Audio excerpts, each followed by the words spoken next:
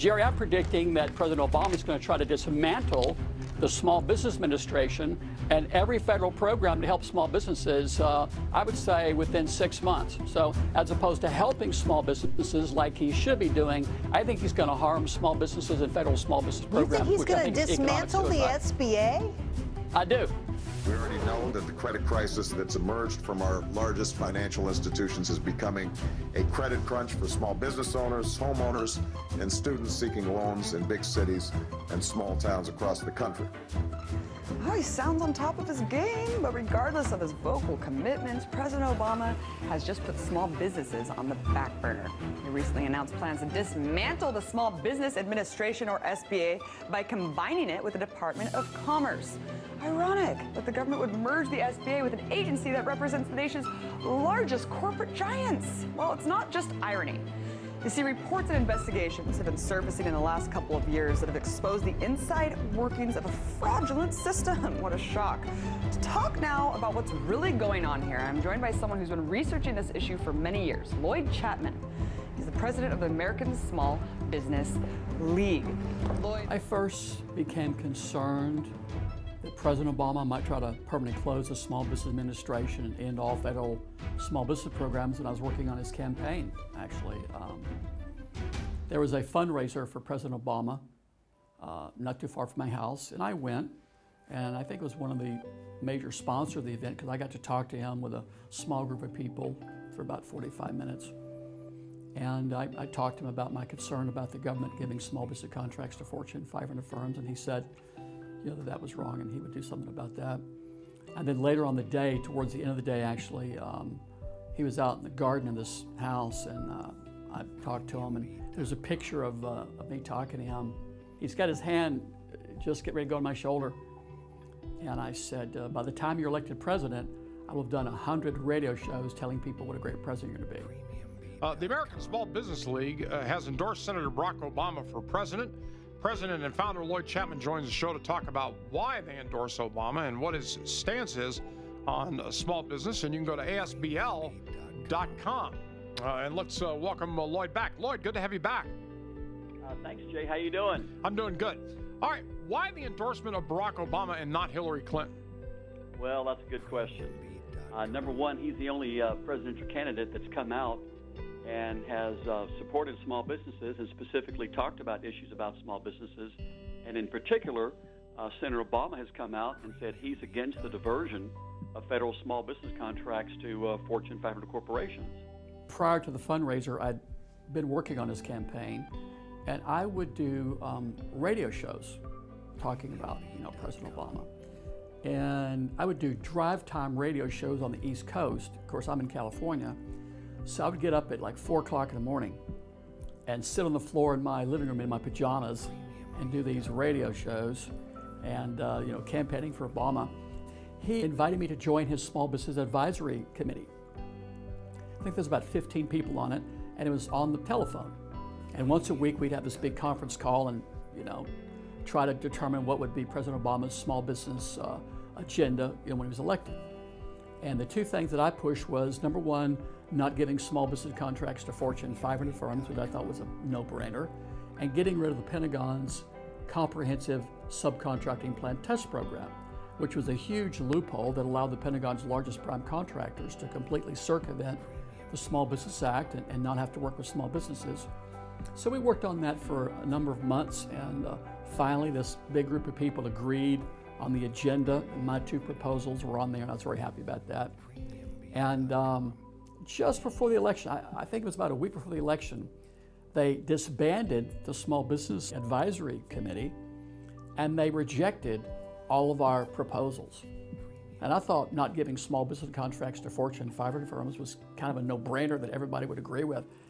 And I got worried at that point in time. I also worked with his campaign to get him to come out with a statement opposing the diversion of federal small business contracts to Fortune 500 firms. And he put out this statement about small businesses, how important they were to the economy, and most Americans work for small businesses. And it ended with a statement, and it's time to end the diversion of federal small business contracts to corporate giants. And about 48 hours after that came out on his website, they took off that last sentence. And that's when I really kind of knew that there was going to be a problem, right? During the campaign, we heard President Obama, then Senator Obama, get a powerful endorsement from the American Small Business League. At the time, President Obama said small business is the backbone of the economy, and that it's time to end the diversion of government contracts out of Washington to corporate giants and make sure that they go to small businesses across the country. 2 months ago, the Treasury Secretary, Tim Geithner, reiterated that position. My guest today says the president has not only not lived up to that promise, but Lloyd Chapman, the American Small Business League's president, says the president lied. He wouldn't even endorse the notion that we should stop giving small business contracts to Fortune 500 firms. I realized, you know, so I was very disappointed. And I came out in 2008 and predicted that before the end of his presidency, he would try to permanently close the Small Business Administration, as Ronald Reagan did, by combining the SBA and the Department of Commerce. And sure enough, you know, in 2012, he came out and announced he was going to do that. His rationale for trying to close the SBA is to save $300 million a year. Well, that's ridiculous. At the same time, he's going to propose to close the SBA to save $300 million. He's going to spend $7 billion to build power plants in Africa, and literally trillions of dollars are unaccounted for at the Pentagon and the Federal Reserve. So it's ludicrous to close the only agency in America to help the 28 million small businesses that create over 90% of the net new jobs for $300 million. So, I got lucky, and I was talking to some journalists, and my staff, you know, we're talking to journalists, and an article came out in Forbes, and the journalist said, I agree with Lloyd Chapman when he warns this is just another attempt to shutter one of the only government agencies in place to help the nation's nearly 30 million small business owners. And about, I would say, within 24 hours after that story came out, he appointed a new head of the SBA. Now, the SBA had been without an administrator for over a year. So 24 hours after that story came out, boom, Maria Contreras-Sweet was appointed head of the SBA, and he did not mention combining the SBA with the Department of Commerce after that for about 2 years. And it wasn't until his 2016 budget that he came out again and said he was going to, you know, combine the SBA with the Department of Commerce. And of course, that was Ronald Reagan's plan to permanently close the agency and end all federal programs. That was Senator Burr's plan to close the SBA. On behalf of President Reagan, Mr. Stockman has already mixed it up with the farmers and the military. Today, he defended the president's decision to do away with the Small Business Administration. New legislation proposed by Republican Senator Richard Burr of North Carolina would eliminate all federal programs to assist small businesses. It's called the Department of Commerce and Workforce Consolidation Act, and it will combine the Small Business Administration with the Departments of Labor and Commerce. So would this be bad news for job creation? Lloyd Chapman is the president of the American Small Business League. When two Republicans wanted to permanently close the Small Business Administration and end all federal programs for small businesses, their plan was to combine with the Department of Commerce. That makes sense. You know, the Department of Commerce is run by Fortune 500 firms, and they want 100% of all government contracts. And the only way to get that is to close the SBA and eliminate that federal law and those policies that mandate that 23% of all government contracts go to small businesses. So, yeah, if you want to close the SBA and give every penny the government spends to Fortune 500 firms, combined with the Department of Commerce, that's a great plan. The funny thing to me is that he calls it streamlining government. Well, that's not true. That's a lie. He's claiming he's going to save $300 million a year by combining the SBA and the Commerce Department. In the federal budget, that's peanuts. At the same time, he's increasing foreign aid by $9 billion. That's enough money to run the SBA for a decade. So the SBA's budget is 1/10,000th of 1% of the federal budget. You can't streamline government by closing the smallest agency in Washington, right? You can go on your computer and find stories about trillions unaccounted for at the Pentagon. The day before 9/11, Secretary of Defense Rumsfeld said 2.3 trillion was unaccounted for. That was before we attacked Iraq and Afghanistan. I saw one story that says it's up to 8 trillion right now. But let's just be, you know, conservative and say trillions are unaccounted for at the Pentagon. So if I was president and I want to streamline government, I would look, you know, for the biggest hole, right? And the biggest, you know, hole is the Pentagon. That's where most of the government budget is spent, and that's where all the abuse is, and fraud and waste. You would never look at the little Mickey Mouse SBA, right? But, so the notion of streamlining government by closing the SBA is just not true. So in President Obama's State of the Union address, he talked about folks and middle-class families and people getting their fair share and everybody playing by the same rules and trying to find ways to help middle-class families, right? And middle-class economics. So let's talk about middle-class economics. U.S. Census Bureau data says there's 28 million small businesses in America. They say 98% of all U.S. firms have less than 100 employees. And those small businesses are responsible for over 90% of the net new jobs. Let me say that again. Over 90% of the net new jobs. About 4 or 5 years ago, the Kauffman Foundation did a study and said 100% of net new jobs come from new companies. Well, there's very few new Fortune 500 firms. I think you'll agree with that. You know, probably 99% of the new companies are small businesses, right? You can't deny the fact that the overwhelming majority of net new jobs come from small businesses. Also, the Census Bureau data shows us that small business is responsible for over half of the gross domestic product, over 50% of the private sector workforce, and over 90% of U.S. exporters. So America is a small business economy. Politicians always talking about creating jobs. Well, if small business is responsible for over 90% of net new jobs, you want to create jobs, sounds to me like you need to do something with small businesses. Have you noticed how all the economic stimulus programs have directed money to Fortune 500 firms and the banks? Quite frankly, you know, they'll say you can't get there from here. Yeah, you can't create jobs by giving money to banks or Fortune 500 firms. Yeah, large corporations are not creating jobs. In fact, they're shipping jobs overseas. And they're not paying their taxes. There's been a number of stories about that. I remember seeing a story just a couple of years ago. You're talking Fortune 500 firms that are making billions of dollars and paying zero federal income tax, right? Most Americans work for small businesses. Over 90% of net new jobs are created by small business in the middle class. And it would be economic suicide to close the SBA. And make no mistake, when President Obama comes out and talks about streamlining government, you'll notice his plan to streamline government is the exact same plan that Ronald Reagan had to close the SBA.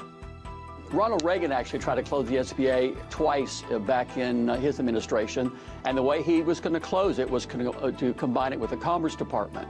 So make no mistake, President Obama's intention to combine the SBA with the Commerce Department is the same thing that Ronald Reagan was going to try to do and close the agency, and then all the programs for the small businesses where most Americans work, and as you stated, over 90% of the net new jobs are created.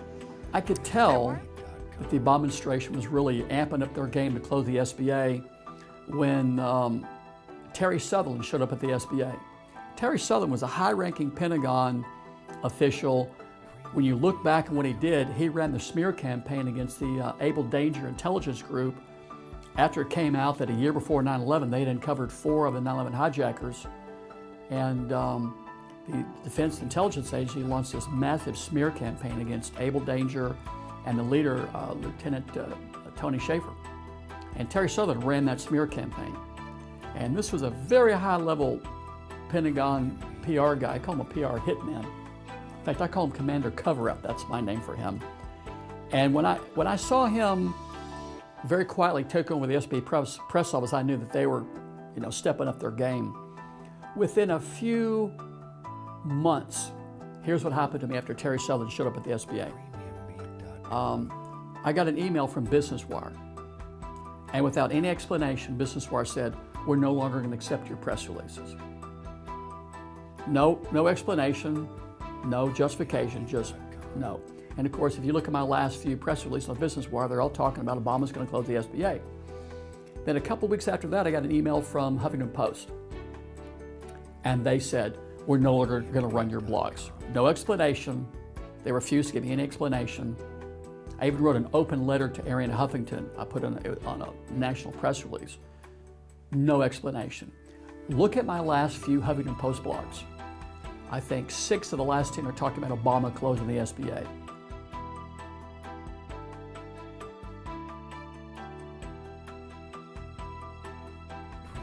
The next thing that happened was the search results of my name on Google changed overnight. If you Google my name right now, in the autofill window, you won't see anything about Lloyd Chapman and the American Small Business League or ASBL. There's 1,000 stories on the internet that say Lloyd Chapman, American Small Business League, Lloyd Chapman, you know, ASBL. It doesn't come up in the autofill. Now, if you search my name on Bing or Yahoo, it's just the opposite. Lloyd Chapman, American Small Business League, Lloyd Chapman, SBL. So clearly Google has modified the search results of my name to try to shut me up. And of course, Eric Schmidt, the former head of President Google, is a huge friend of Obama's, one of his biggest supporters. Google, I think, and the Google executives and their employees were the third largest contributors to the Obama campaign. The next thing that happened is YouTube deleted over a dozen of my national television appearances that I put on YouTube. And guess what? They were me talking about Obama closing the SBA.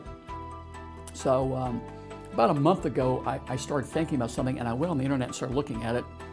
And Business Wire, that mysteriously won't run my press releases, is owned by Warren Buffett, who was one of the original contributors to Obama's campaign.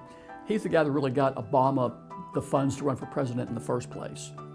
And then Huffington Post dropped me as a blogger. Well, Time Warner bought the Huffington Post, and the president of Time Warner is a huge backer of President Obama's.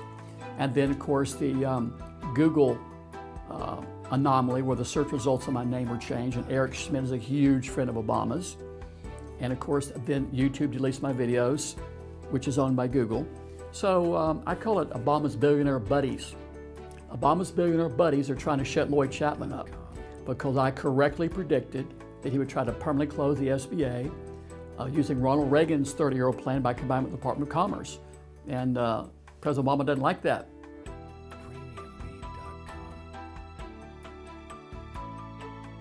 According to an investigation by Democrats on the House Small Business Committee, last year a hefty $12 billion in federal contracts were given to, if you can believe it, names like Microsoft, Rolls-Royce, and Walmart, 2,500 big businesses in all. How can that happen?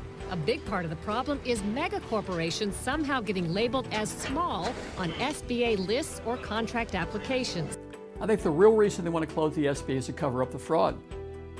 It sort of doesn't make sense to close it to save 1/10,000th of 1% of the federal budget. So what's the real reason? Well, let's see. Every year of the Obama administration, the Inspector General at the SBA that President Obama appointed, Peg Gustafson, has said the #1 problem at the SBA is the diversion of federal small business contracts to large businesses. My office's reviews continue to identify procurement flaws that allow large firms to obtain small business awards. In fact, this issue is identified by my office as a top management challenge for the agency and has been for several years. There have been over a dozen federal investigations that have found that small business contracts are being diverted to Fortune 500 firms and even some of the largest companies around the world, like Rolls-Royce and British Aerospace and Finmechanic in Italy. There have been a dozen investigative reports in the mainstream media. A new report out tonight says billions of dollars in federal contracts meant to help small businesses are actually being awarded to some of the largest corporations in the world. Under the law, nearly 1/4 of all federal contracts are supposed to go to small businesses, recognizing the fact that those small businesses make up the engine that drives our economy. But I-Team reporter Karen Anderson discovered the government is dropping the ball on this, allowing huge corporations to grab contracts that set are aside and meant for small businesses, instead going to huge corporations, including dozens of big companies right here in Silicon Valley. These aren't opinions. You can look in the federal procurement data system and see that every year for the last 5 or 6, 7, 8 years, when you look at the top 100 recipients, most of them are large businesses. I think the real reason they want to close the SBA is to cover up the fraud. They shouldn't be allowed to do that. It's just, it'll be a tragedy, and we shouldn't let them do it. Alarming new evidence tonight of widespread fraud in a federal government program designed to give money to small businesses. Now, federal investigators say the Small Business Administration awarded contracts to businesses falsely claiming to be located in economically distressed areas. The agency even gave small business contracts to some of the country's biggest companies. I saw a documentary on Netflix one night called The War on Whistleblowers. And as I watched the program, I recognized some of the things that were going on, and I realized that the Obama administration is treating me like a whistleblower. And when you watch that movie, The War on Whistleblowers, or if you go to Bing or Yahoo and search on Obama's War on Whistleblowers, you'll see that, #1, the Obama administration is the least transparent administration in history. The Obama administration receives fewer FOIA requests than the Bush administration, and yet they're denying more of them, right? And then all the journalists that I've been working with for a long time wouldn't return my phone calls anymore. That was actually particularly scary. I don't know what they said to them. But all the TV shows that I'd done, repeatedly wouldn't return my phone calls. All the journalists I'd worked with. So my credibility has never been higher. For 30 years, anytime somebody wants to close the SBA, they have one solution: combine it with the Commerce Department. Give small businesses more money from the stimulus, and I think the number one thing they could do is shift federal infrastructure spending to small businesses. Congress's approval rate would be like, 0%. If President Obama wants to create jobs, it's real simple, it's easy. He needs to take existing federal spending and direct it to small businesses. Federal law says 23% of all government contracts should go to small businesses. It's not miscoding, it's intentional, and then in many cases, it's outright federal contracting fraud. This is part of a pattern that you see in Washington of what I call anti-small business policies. Now, we're constantly told by politicians that small businesses are the backbone of the American economy. And by federal law, the government is required to give 23% of contracts to small businesses. But the reality is that the system has been rigged. Just between 2012 and 2013, over 200 Fortune 500 companies were the ones receiving these federal small business contracts. And this problem has existed for years, but isn't being addressed. Joining us now is Lloyd Chapman, the president and founder of the American Small Business League. They want to permanently close the SBA, and I think we all know that Fortune 500 firms have tremendous power in Washington. The American people have no power in Washington as far as I can tell, quite frankly. It's the Fortune 500 firms, right? And look at TARP and the American Reinvestment Recovery Act, right? That all went to big businesses, right? Again, the notion of trying to stimulate the economy by giving billions of dollars to big businesses is just absurd. So the SBA is the only federal agency ever created to help the middle class and small businesses. And I think small business and middle class are synonymous. The middle class is small business. There's no middle class Fortune 500 firms, right? And there's, no small businesses that are Fortune 500 firms. So to me, middle class and small business are virtually the same. So if we're trying to reduce income inequality and create jobs and stimulate the economy, you got to do it with small businesses. Well, what's the largest federal program in the history of America to help small businesses in the middle class? Well, that would be the Small Business Act. And that law says a minimum of 23% of all government contracts should go to small businesses. I think that's the most efficient, effective economic stimulus program in U.S. history. What better way, to invest our tax dollars and to reinvest them with the small business where most Americans work, where 90% of the jobs come from, half the gross domestic product and half the private sector workforce, over 90% of U.S. exporters, right? Lloyd Chapman is head of the nonpartisan American Small Business League. He says Obama's new plan ignores a series of federal investigations that found the government guilty of giving billions of dollars in small business contracts to huge Fortune 500 companies. If he would reaffirm his commitment to stop the flow of government small business contracts to corporate giants, as he said, that would have a much bigger impact on the middle class economy than anything he's proposed so far. Closing the SBA would be a travesty. It would be economic suicide. It would pull over $100 billion a year in federal contracts for the middle class, and no telling how many loans. But so the Fortune 500 firms want every penny the government spends. They've been lobbying since Reagan was president to close the SBA. You can't get all the money if the law says 23% goes to small businesses, right? So Fortune 500 firms are lobbying to close the SBA. The Commerce Department is the agency of Fortune 500 firms. It's the antithesis of the SBA, right? And so to combine the SBA and the Department of Commerce would be absurd. It's like combining NASA and the U.S. Forestry Service, right?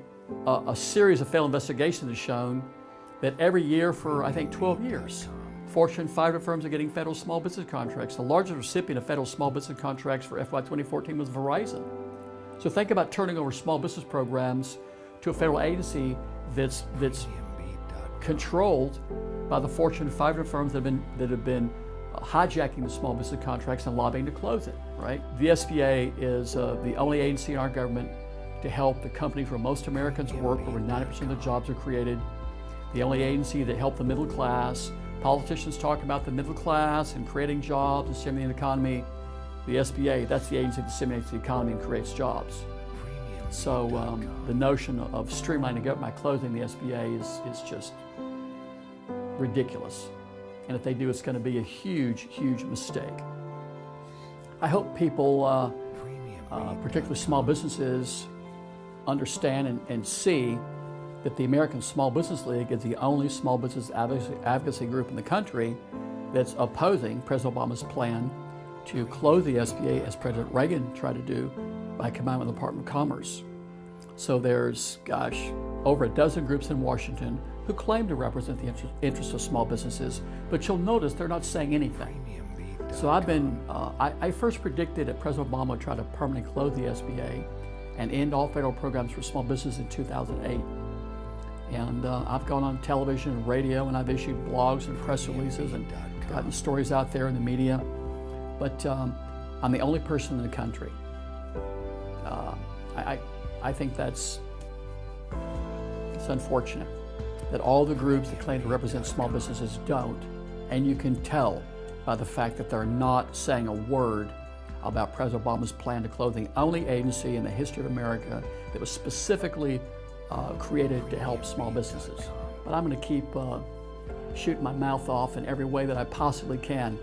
You know, blogs, press releases. I'm going to try to get back on television and warn people what's going to happen. If they close the SBA, the only agency in the history of America to help the middle class, it'll be devastating to the middle class economy.